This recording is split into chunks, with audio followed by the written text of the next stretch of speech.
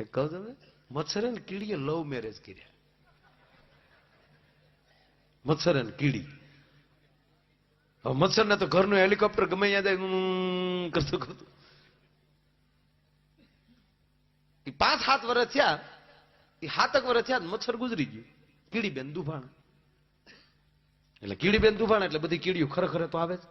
બાયુના કીડીઓના ખરેખરા કોઈ રીતે ટળે નહીં.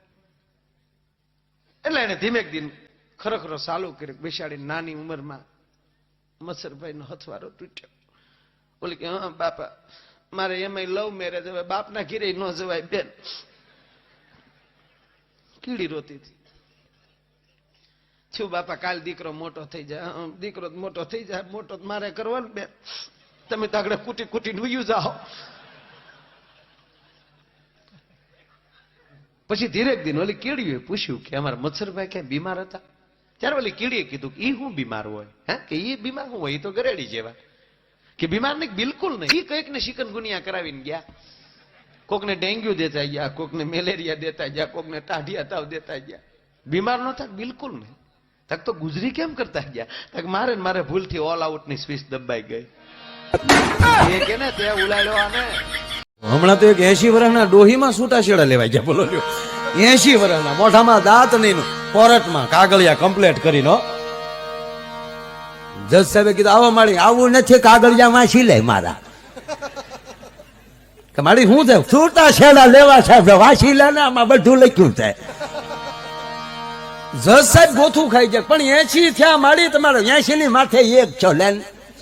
પણ મારે એની ભેગું નહીં પહોંચ થાય, એની ભેગી જિંદગી કાઢી કેમ?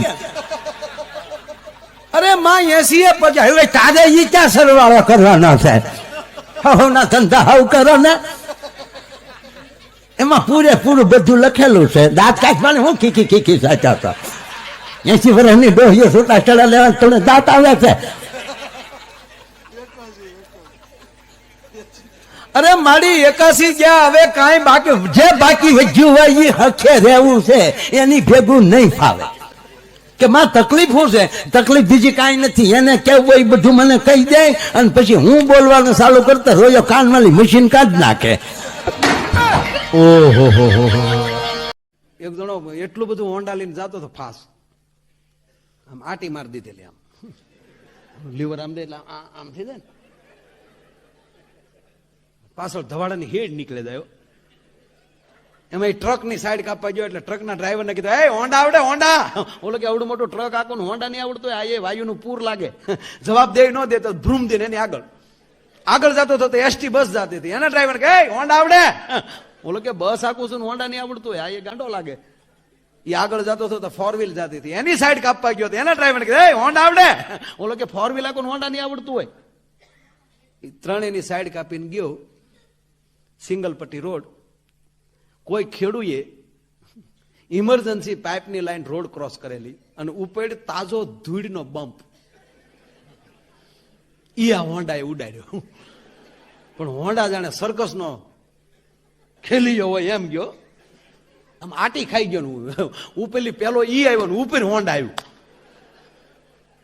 એકલો હોન્ડાનું વ્હીલ બ્રુમ ડુમ ડુમ ડુમ ડુમ ડુમ ડુમ ડુમ ફરતું હતું.